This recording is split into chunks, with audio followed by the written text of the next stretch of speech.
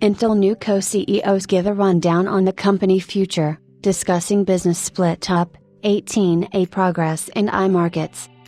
Intel's interim co-CEOs Michelle Johnston Holthaus and David Zinsner have provided an extensive update on the firm's future, detailing its business plans.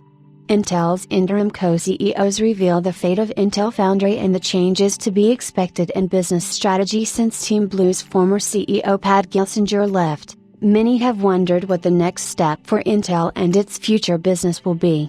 However, at the recent Barclays Technology Conference in San Francisco, both of Intel's interim CEOs were on the stage, discussing the following plans. Their statements included updates about Intel Foundry, the future of the data center business, and many other matters, but we will only focus on the crucial ones for now. Starting with one of the more important statements, the officials said the firm is implementing massive structural changes in Intel Foundry. This includes creating a separate operational board, which is one step towards segregating IFS into a separate entity. We have already discussed this part of the conference in a dedicated post here, which you can check out. One of the more exciting updates was on Intel's 18A process, where Holthaus gave the media a rundown of what was happening behind the scenes. The official validated that Intel's next-gen Panther Lake SoCs, successor to Arrow Lake, will indeed feature the 18A process.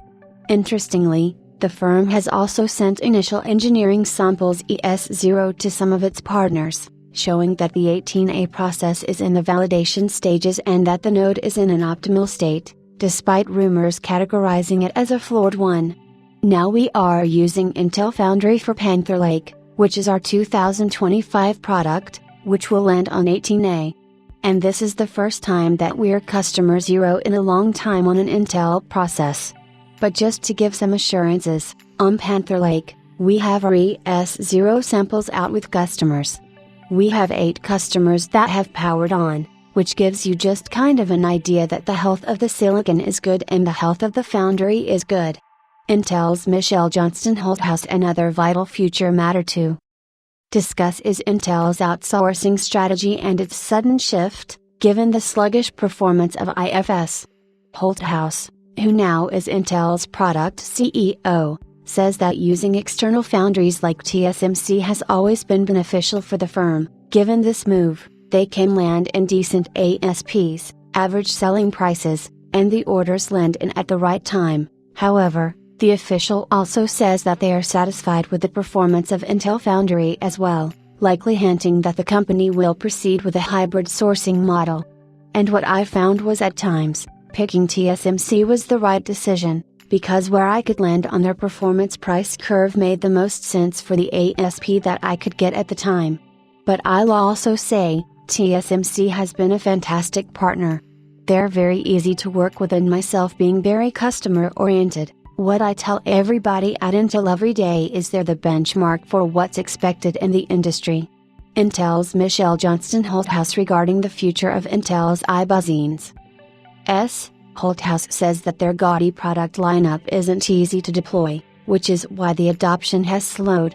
She says that AMD has been doing a better job in this particular segment, but in the future, Intel's primary focus will be switching customers back to Team Blue's i products. The official says that next year will be the timeline for Intel to stabilize data center losses and, with the launch of Falcon Shores, create an ecosystem that is more scalable and easier to deploy in the markets. The interim co-CEOs discussed many other factors, including IPC sales and general market trends, and the main crux of the talk is that, despite setbacks, Intel is confident about the future of its business, and likely now has a trajectory on which it can build upon in the upcoming times.